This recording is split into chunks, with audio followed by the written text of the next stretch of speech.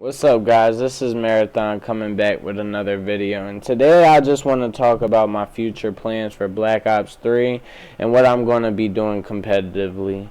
But before we start the video, I would like to talk about the gameplay you guys are going to be watching. This is me playing Domination on Black Ops 3, of course, but I'm using the Man of War. I've actually just gotten the weapon. I don't have no attachments, so you might be seeing in the gameplay that I'm playing a little bit slow and just playing for kills, but it's mainly just to open up routes for my teammates to get to flags easier, and mainly just because I have no attachments and I can't play the way I want to.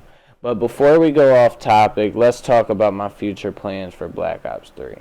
As you might know, before I quit competitive Call of Duty and COD Ghost, we were doing great. It was me, Johnny, Go Hard, and Misery, aka Alan, my best friend.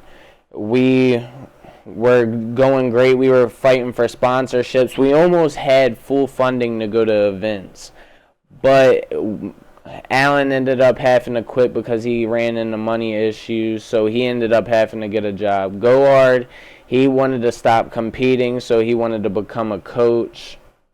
And Johnny, he still had that great competitive drive that he's always had, so he went and found another team.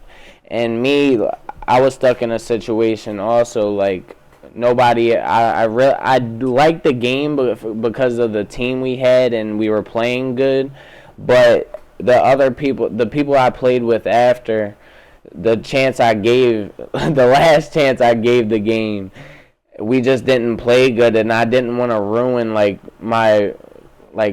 mindset, because I already had I had the mindset that we were great players. We were definitely going to be able to do something. And then, like I said, just unfortunate things happened, and we had to disband the team. But before I go on too much about the future, let me go back a little bit in my competitive lifeline and tell you a little bit about my whole playing career, because the only time I've ever talked about this was on stream, and the people enjoyed me telling them about how I came into Call of Duty, when I started, and I would just like to tell you guys also. So, starting in COD 4, it was my first Call of Duty. I was just sniping in pubs, and if I ever picked up a regular gun, it was because there was kids sweating on the other team. And I didn't like when kids would try hard, but like I said, if I had to, I would pull out a regular gun. But I sniped in that majority of the time, and then around the time World at War came through, I became a competitive sniper. I was really good at it. I love sniping, and it was just something I wanted to do at the time being.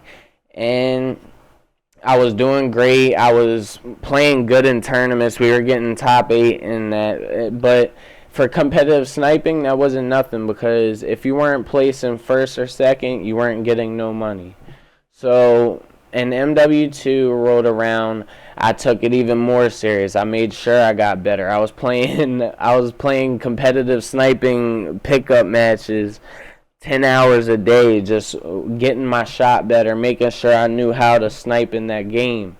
And lo and behold, I ended up joining my very first actual top, I think it was my first top 3 team. We were playing good at the start. We were wiping teams out, and we ended up placing top 3 in the first couple of brackets that we had for the sniper leaderboards. And we ended up placing number 1 for 2 months in a row, so that looked really good on us. And then my teammates, they just lost the drive to play competitive sniping. They didn't want to do it anymore, so we ended up stopping doing 4v4s. That was a hush, and I didn't even speak about it anymore. And then I became a 1v1er. I love 1v1ing people, like MW2, Rust on MW2 or Scrapyard. I knew every spawn trap there was, and people hated me on that game for 1v1s. But I mean, I really enjoyed the game, and sniping in general in that game was just beautiful. I could walk around. I could probably go into a game battles match with an intervention and do better than half of the people that played game battles on that. But to continue the story, I actually quit competitive sniping after I got really good at 1v1s. I was number one for at least like a month no, it wasn't even, it was like a month and a half in a row. And I just wanted to quit. I thought that I was just that good that I wanted to move on. And then I went on to game battles. It was my first time ever trying it. Of course, at the time, people knew about it, but not that many people gave it the chance. People laughed about it, said, oh, it's for geeks. No. I think that esports is a great thing, and everybody should look into it. You shouldn't judge the book by its cover. People laugh at, oh, you're a competitive Call of Duty player, you sit on your ass.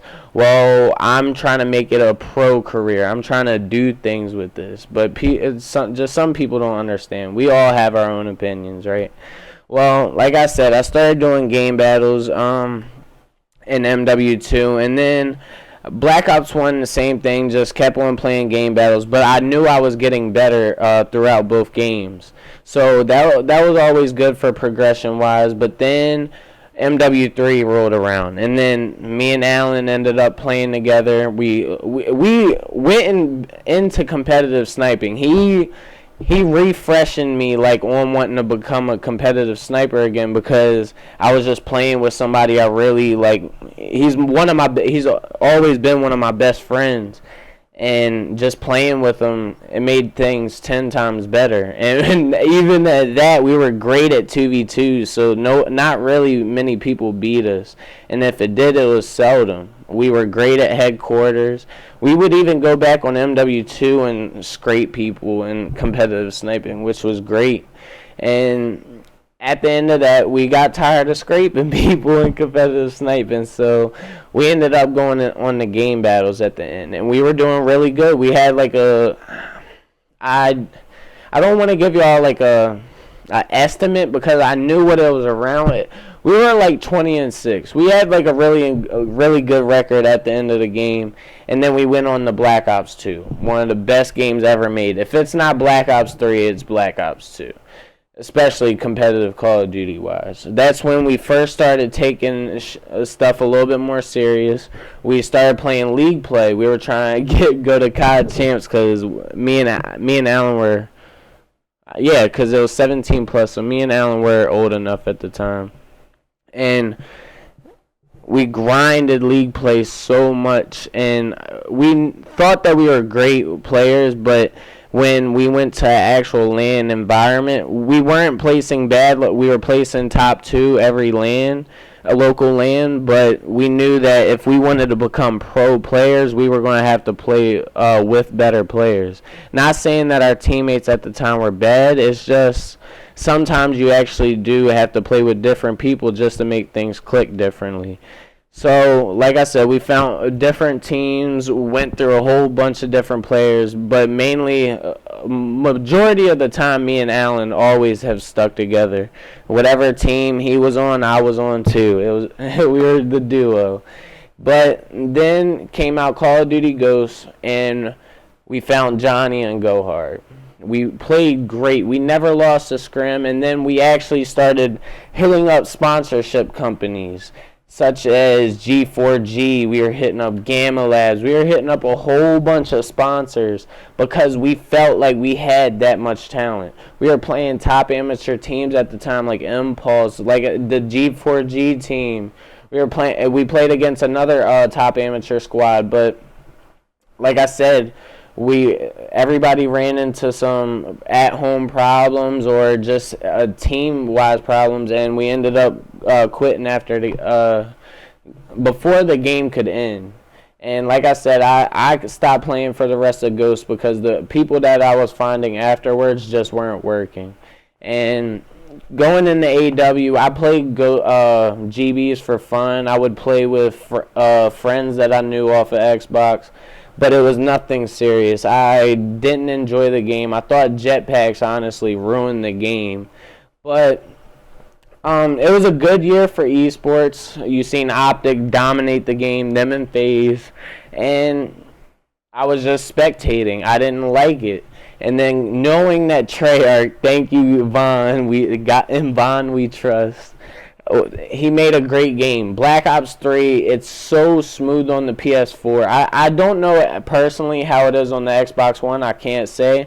But on the competitive system, the PS4, this game is so smooth. Everything connects the way it's supposed to be, and you barely get bullshitted as much as you did in like earlier Call of Duties, which is a great sign. Which means that there won't be much complaining about this game, and I guarantee on this game on LAN, it'll be great. So that's why I can't wait for future events, and I hope you guys subscribe to the team channel. I'll be putting that down in the description. I will be putting the Twitter in there also. And I hope you guys have enjoyed this commentary. But tell me what you guys would like to see more of. I want to be doing more commentaries in the future. So I hope you guys enjoy the rest of your days. And this is Marathon. Peace. Get back to boot camp.